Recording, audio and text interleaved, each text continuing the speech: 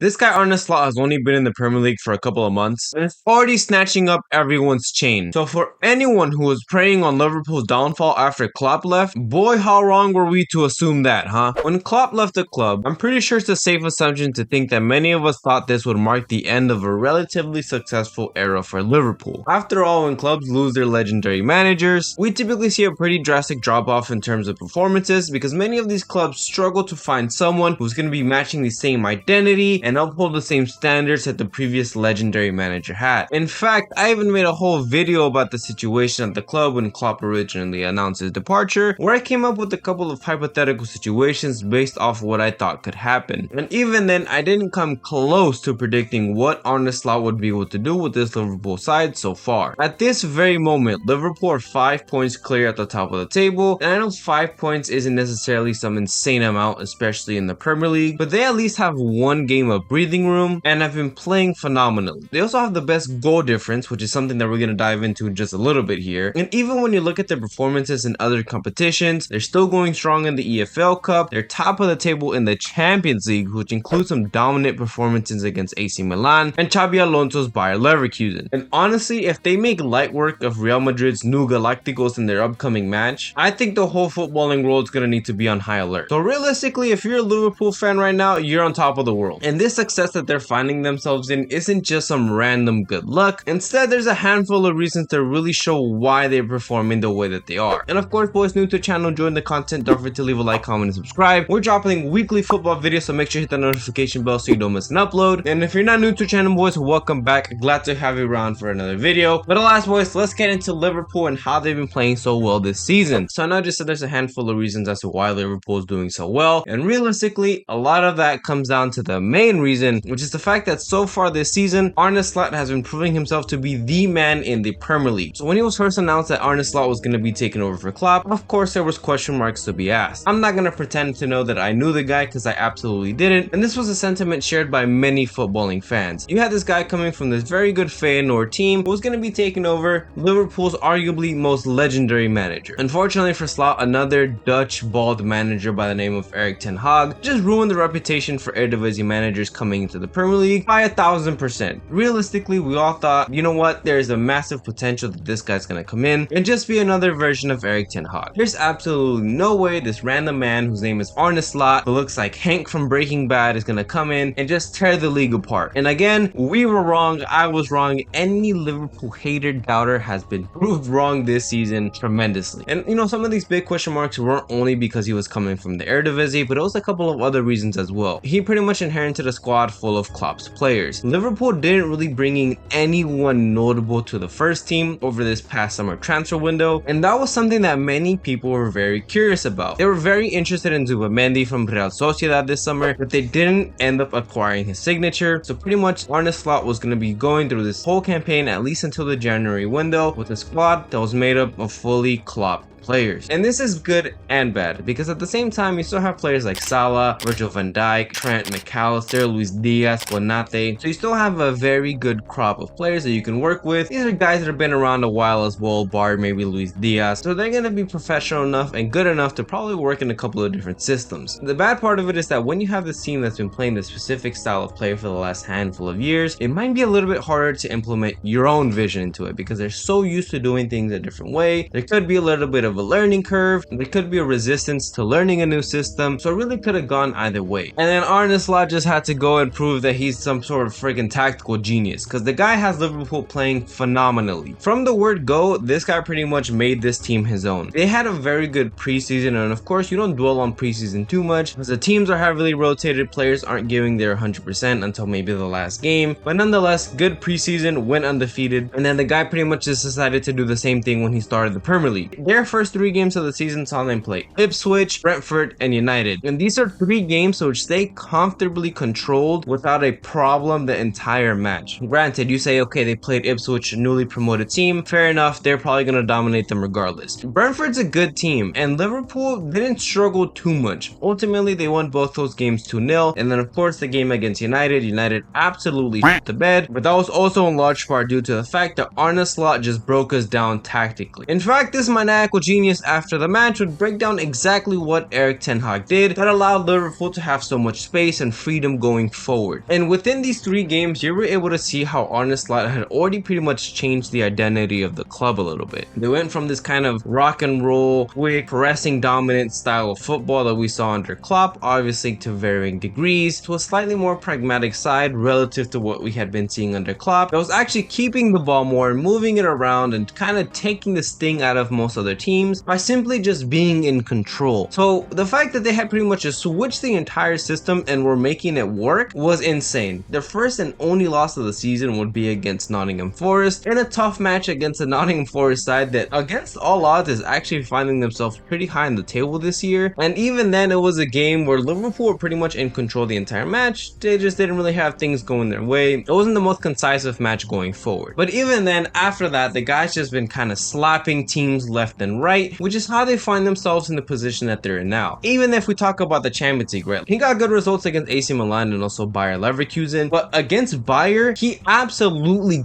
killed them in that match. Again, similar to what he did to Ten Hag, they're absolutely dismantling them on the football pitch. The guy would go into a press conference after and again break down Xabi Alonso's tactics and point out exactly what he was able to do against this team once he saw what was going on. This guy is the ultimate noticer, bro, I'm telling you. So not only is he a tactical genius at setting up this Liverpool side to control games and absolutely dominate matches, he's also a very charismatic guy that's pretty cold if you ask me. He has that kind of pep gene where he's a little bit crazy, but he knows what he's talking about. He's a tactical genius, that type of stuff. The guy's a figure. He just is. He's impossible to ignore at this point. And also, I mean, on top of that, his system has allowed players like Luis Diaz, Cody Gakpo, and most importantly, Gravenberch to improve tremendously. You see from a player like Gakpo, who just looks a lot more confident now. With Luis Diaz, you see his wing play where he's picking up the ball, driving at defenders. He's utilizing the space that's getting created for him just by moving the ball around a lot more. And Gravenberch has become the ideal 6 for Liverpool that has dominated midfield after midfield after midfield in this side. The guy's playing possessed. So slot systems really benefits both ends. The attackers like Luis Diaz, like Gakpo, midfielders like Gravenberch and McAllister who are having good seasons, and then even the defenders, right? They have more control, they're not defending as much. So it's really just a great system for the side that he inherited. But even then, with the system being better on both ends, the output has been so much better than it has been, which is probably also why they're at the top. The attack is better and so is the defense. So let's talk about the attack first. It is on absolute fire. They have scored 21 goals this season. They scored 10 goals in the Champions League. They have 4 goals against Bayer Leverkusen. They had 3 goals against United, Bournemouth, and Brighton. They had 5 goals against Palace. This team right now that we're seeing, their attacking output is incredible. Salah is a man possessed. He has rolled the clock back to when everyone was calling him a one-season wonder, and he has been absolutely phenomenal. The guy already has 10 goals and 10 assists from the recording of just this video alone. He is back. That Turkish hairline transplant brought Mo Salah back from the dead, I'm telling you. And then you have players like Luis Diaz and Cody Gakpo, who I just mentioned, who are turning it up a notch and having great seasons. If Arne Slot is able to also get Darwin Nunez and Diogo Jota firing on all cylinders, the depth in attack that these guys are going to have is absolutely insane. Honestly, it's going to be spooky for whoever's coming up against them, because when you have Salah down one wing going absolutely crazy, you got Luis Diaz on the other wing hooking you up, and then let's say you have Cody Gakpo down the middle, it's going to be a scary sight. Granted though, like I said, Arne Slot's system is really able to get the most out of these players, and if Salah's able to continue this form moving forward, there's no telling how many goals he's going to end up with this season. And then you have the defense, which is just locking everything up. They've only conceded 6 goals this season so far in the Premier League. Do you know how insane that is? They have the best defense in the Prem and they're first place. The likelihood that they drop the ball from here with the defensive performances that they've been showing, what's gonna bring them down? I'll touch on that in a little bit, but what's really gonna bring them down? Also in the Champions League, they've only conceded 1 goal despite already having played, like I said, Bayer Leverkusen and AC Milan, so they're on fire there as well. Virgil van Dijk has pretty much seemed like he's returned to his top form, so how he's been able to recover from this ACL injury is beyond me. The guy is an alien. We all like to call Haaland a robot. Virgil van Dijk might be one as well, because he looks phenomenal. And then let's talk about his partner as well, Konate, who has been absolutely lethal. Imagine you're striking, you're running down, and you see Van Dijk and Konate are the players that you have to get by. It's gonna be a long 90 minutes. And then you have Trent, who finally looks like he's really stepping up his defensive side of the game. And then you have Gravenberch, who, like I mentioned, is a midfielder, but his ability to drop down, play that 6 role, and cover those spaces in front of the center backs has been great. All around, you have attackers that are on fire, you have defenders that are playing well. There's so much going well for Liverpool at the moment. Of course, there's things that could still happen that could derail the season, right? Never want to wish injuries on a player or on a team, but of course, injuries do happen. And if injuries happen, let's say in the defensive department, there might be some problems. Apart from Konate and Virgil van Dijk, there isn't the most defensive cover in this side. So those are things that could potentially derail the season for Liverpool, as well as the fact that maybe, you know, you have games coming up against Real Madrid, against Manchester City, which if they go wrong, you know, could put some hindrance into the performance for Liverpool. As well as once you start to dive into the second half of the season, the games are going to be happening at a quicker rate. We've seen in the past where Klopp has kind of complained about the games for Liverpool unfortunately being scheduled too soon to each other. If they're fighting in all fronts,